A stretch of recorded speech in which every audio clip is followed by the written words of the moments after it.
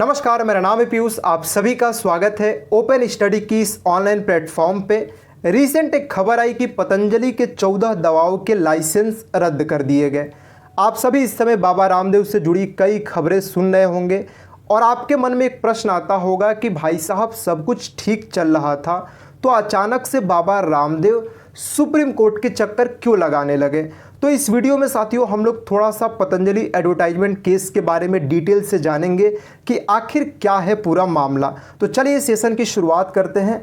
और अभी जो रिसेंट एक खबर आई है कि इनके जो प्रोडक्ट्स हैं पतंजलि के, उसके लाइसेंस रद्द किए गए हैं और इसके साथ ही बाबा रामदेव और आचार्य बालकृष्ण के खिलाफ एक आपराधिक शिकायत भी दर्ज किया गया है। अब ये सब साथियों हुआ सुप्रीम कोर्ट के फटकार लगाने के बाद।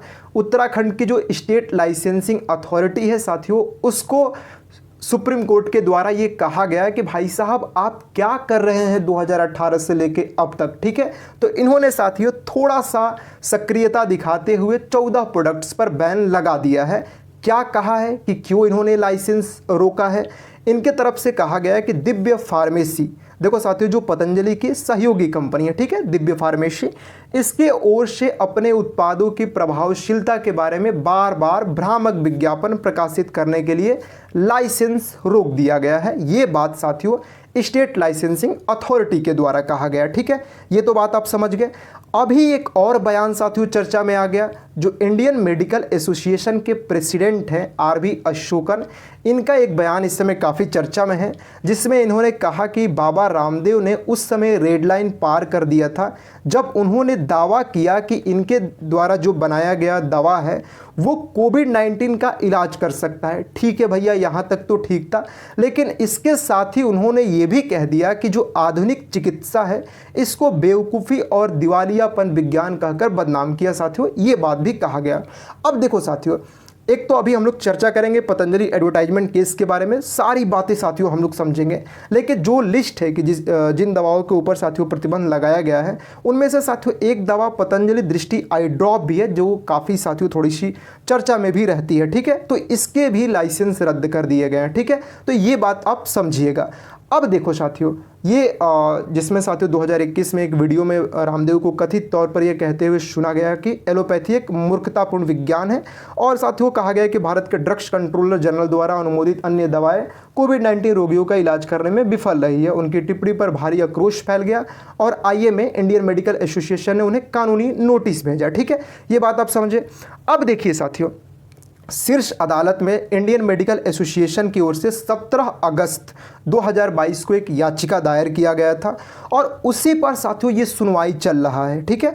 सबसे पहले साथियों अगर देखा जाए तो 21 नवंबर 2023 को सुप्रीम कोर्ट के द्वारा ये कहा गया है कि जो बाबा रामदेव की तरफ से भ्रामक दावे और विज्ञापन प्रकाशित किए जा रहे हैं उस पर रोक लगाया जाए, और ये भी कहा गया कि अगर आप इस तरीके से भ्रामक विज्ञापन करते रहते हैं तो हम आप पे 1 करोड़ का जुर्माना भी लगाएंगे। उस समय साथियों सुप्रीम कोर्ट ने ये बात कही थी।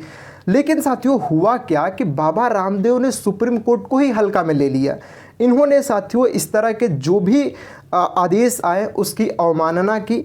और क्या हुआ साथियों कि जो इंडियन मेडिकल एसोसिएशन है, क्योंकि साथियों जैसे ही 21 नवंबर 2023 को ये बात हुई थी, ये देखा गया कि इन्होंने साथियों अगले ही दिन एक प्रेस कॉन्फ्रेंस भी किया और इसके साथ साथ देखा गया कि साथियों विज्ञापन इनका जारी रहता है, ठीक है। अब आपको पता है कि साथियों अभी कुछ दिनों पहले आपने सुप्रीम कोर्ट को देखा कि जब एसबीआई की तरफ से ये कहने की कोशिश हो रही थी कि लंच के बाद ले लीजिएगा डिटेल, तो सुप्रीम कोर्ट ने कहा कि नहीं भैया, ये जनता के लिए लंच के बाद चलता है, हमारे लिए नहीं। अब साथियों क्या हुआ कि आप देख सकते हैं कि सुप्रीम कोर्ट ने भ्रामक विज्ञापनों के लिए पतंजलि आयुर्वेद को अवमानना नोटिस भेजा। अब जब साथियों नोटिस भी भेजा गया तो उसमें भी देखा गया कि बाबा रामदेव ने इस चीज़ को भी हल्के में ले लिया। उसके बाद साथियों सुप्रीम कोर्ट थोड़ा सा एक्टिव होता है और कहता है कि बाबा रामदेव जी आप खुद सुप्रीम कोर्ट में आइए।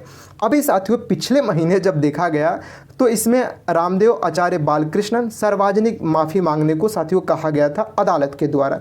इनके 2 माफ़ीनामे साथियों खारिज भी हुए थे। क्यों? क्योंकि 22 अप्रैल 2024 की अखबारों में प्रकाशित इनका जो माफ़ीनामा था एकदम छोटा सा था, ठीक है। तो उसके बाद सुप्रीम कोर्ट की तरफ से कहा गया कि क्या इस तरह की चीज़ों को माइक्रोस्कोप से देखा जाएगा। फिर उसके बाद साथियों एक 24 अप्रैल के अखबारों में आप देखेंगे कि थोड़ा सा जो इनका अनकंडीशनल पब्लिक एपोलॉजी है वो थोड़ा सा बड़ा करके आता है। और पहले वाले में साथियों इनका नाम भी नहीं था, बाबा रामदेव का भी नाम नहीं था, आचार्य बालकृष्ण का भी नाम नहीं था, लेकिन दूसरे वाले माफ़ीनामे में साथियों इनका नाम आता है। लेकिन आप कहेंगे कि साथियों हम थोड़ा सा इस और केस को डिटेल में समझना चाहते हैं। तो देखो साथियों चीज़ें शुरू कैसे होती है, क्योंकि मामला साथियों शुरू होता है यहाँ से अगस्त में, जब इंडियन मेडिकल एसोसिएशन ने सुप्रीम कोर्ट में याचिका लगाई और इसमें कहा कि पतंजलि ने कोविड वैक्सीनेशन और एलोपैथी के खिलाफ दुष्प्रचार किया है। देखो साथियों जब इंडियन मेडिकल एसोसिएशन ने याचिका लगाई थी तो उस समय साथियों ये कहा गया कि इन्होंने ड्रग्स एंड जो मैजिक रेमेडीज एक्ट 1954, उपभोक्ता संरक्षण एक्ट 2019 का उल्लंघन भी किया है। इसके साथ साथ इंडियन मेडिकल एसोसिएशन ने ये भी कहा कि केंद्र सरकार कि जो ASCI और जो CCPA इस पर साथियों कार्रवाई की मांग की। CCPA के साथियों आपने नाम कुछ दिनों पहले सुना था, central consumer protection authority of India. जब साथियों कई कोचिंग इंडस्ट्री पर आपने देखा कि साथियों जुर्माना लगाया गया था, ठीक है। ASCI का मतलब होता है advertising standards council of India, ठीक है। इनसे भी कहा गया कि भैया आप भी इनके ऊपर कार्रवाई कीजिए, ठीक है। ये बात साथियों उस समय जब याचिका लगाई गई थी उस समय कहा गया, ठीक है। तो यहाँ पे नवंबर में साथियों हमने आपको बताया कि सुप्रीम कोर्ट ने पतंजलि को इस तरह के भ्रामक दावे वाले विज्ञापन तुरंत बंद करने को कहा, नहीं तो हम आप पे जुर्माना लगाएंगे। फिर साथियों 24 में IMA कोर्ट पहुंचता है और कहता है कि आपने जो कहा है माननीय न्यायालय जी उसका ये तो पालन ही नहीं कर रहे हैं। फरवरी में साथियों इनको नोटिस भेजा गया और मार्च में देखा गया कि पतंजलि ने अवमानना नोटिस का जवाब नहीं दिया। रामदेव और बालकृष्ण को कोर्ट में पेश होने के लिए कहा गया और उसके बाद साथियों इनकी मुश्किलें बढ़ती जाती है। लेकिन इसमें साथियों देखो यहाँ पे आप देख रहे हैं कि मार्च पतंजलि की ये अवमानना में भैया आप भी शामिल होइए। 2 अप्रैल इन्होंने माफ़ी मांगा, ठीक है। इनकी माफ़ीनामा खारिज कर दिए जाते हैं, ठीक है। 10 अप्रैल, 16 अप्रैल, ठीक है। उसके बाद साथियों 23 अप्रैल को साथियों जिसमें ये कहा गया कि साइज ऐसा ना हो कि माइक्रोस्कोप से पढ़ना पड़े। 24 अप्रैल में आपको मैंने दिखाया कि थोड़ा सा एडवर्टाइजमेंट बड़ा होकर आते हैं। लेकिन साथियों यहाँ पे एक और बात है कि जो स्टेट लाइसेंसिंग अथॉरिटी है जिसने अभी आपके जो 14 प्रोडक्ट्स की लाइसेंस बैन की है, प्रतिबंध लगाई है, उनको ये कहा गया था कि आप 2018 से लेकर अब तक क्या कर रहे थे। आपने जब इस तरह के शिकायत पाए थे तो आपने कुछ कार्रवाई क्यों नहीं किया।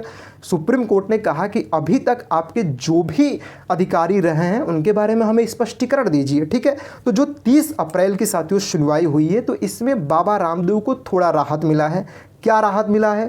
बाबा रामदेव को ये कहा गया है कि इनकी जो माफ़ी से उल्लेखनीय सुधार दिखता है, ठीक है, क्योंकि थोड़ा सा इन्होंने जो एडवर्टाइजमेंट है उसको अब साथियों बड़ा किया है, जो माफ़ीनामा वाला साथियों जो एपोलॉजी था, ठीक है।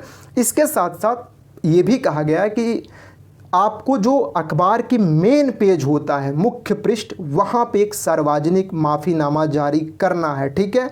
दूसरी चीज़ साथियों ये भी है कि बाबा रामदेव को इस चीज़ को लेकर छूट मिल गई है कि जो अगली सुनवाई होगी उनकी जो पर्सनल अपीयरेंस इससे छूट मिल गया, ठीक है।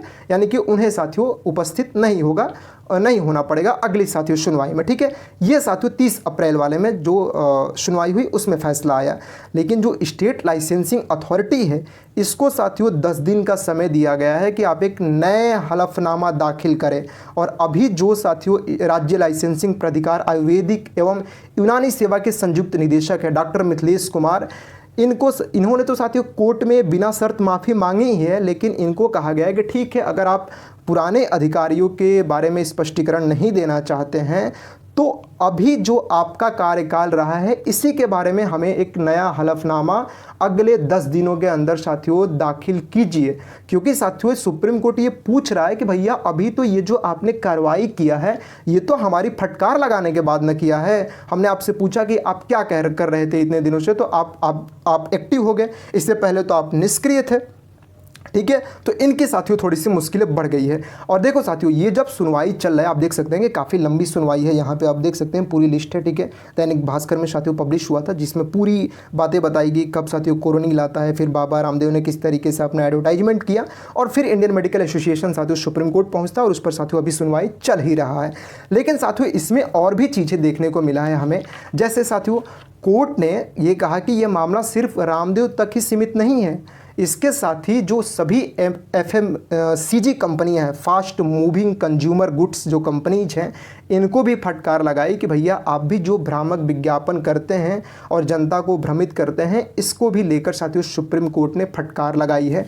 इसके साथ साथ साथियों एक और बात कहा गया था 23 अप्रैल को सुनवाई के दौरान कोर्ट ने जो याचिका करता है इंडियन मेडिकल एसोसिएशन को भी आड़े हाथ लेते हुए ये कहा कि उसके सदस्य भी अनावश्यक और महंगी दवाओं की सिफारिश करने में लगे हैं। ठीक है साथियों, तो आपको पता है कि साथियों जब सुप्रीम कोर्ट में कोई मामला चलता है तो पूरी साथियों उसमें हर चीज़ें साथियों खुलकर आती है परत दर परत। ठीक है, तो आपने देखा कि साथियों फरवरी में अवमानना की कार्रवाई शुरू होती है और अभी साथियों अगली सुनवाई होने वाली है। और ठीक है, अब उसमें भी अगर कुछ अपडेट बड़ा आता है तो मैं आपके साथ साथियों वीडियो के माध्यम से कुछ अपडेट करने की कोशिश करूंगा। इंडियन मेडिकल एसोसिएशन की बात करें तो साथियों 1928 में ऑल इंडिया मेडिकल एसोसिएशन के रूप में स्थापना होती है। 1930 में साथियों इसका नाम बदलकर इंडियन मेडिकल एसोसिएशन कर दिया गया। ठीक है साथियों, इसमें 2-3 एक्ट आप जरूर याद रखिएगा जो काफ़ी चर्चा में है। एक तो drugs and magic remedies act 1954, उपभोक्ता संरक्षण एक्ट 2019। ठीक है, ये भी साथियों इसका भी बार बार चर्चा हुआ है। एक तो साथियों और भी है जैसे प्रतीक और नाम अधिनियम 1950, टेलीविजन नेटवर्क एक्ट 1995। ठीक है, तो ये सब थोड़ा सा याद रखिएगा। कई बार मैंने देखा है एग्जाम में एक्ट और उसकी साथियों वर्ष पूछ लेता है। ठीक है, तो ये सारी बातें आप याद रखिएगा। तो उम्मीद है साथियों ये सारी बातें तो आप समझे होंगे। मिलेंगे साथियों नेक्स्ट वीडियो में। चैनल पर आप नए होंगे तो साथियों सब्सक्राइब कर लीजिएगा। आप सभी हमें इतने प्यार देते हैं इसके लिए साथियों दिल से धन्यवाद। आप सभी अपना ख्याल रखें। जय हिंद।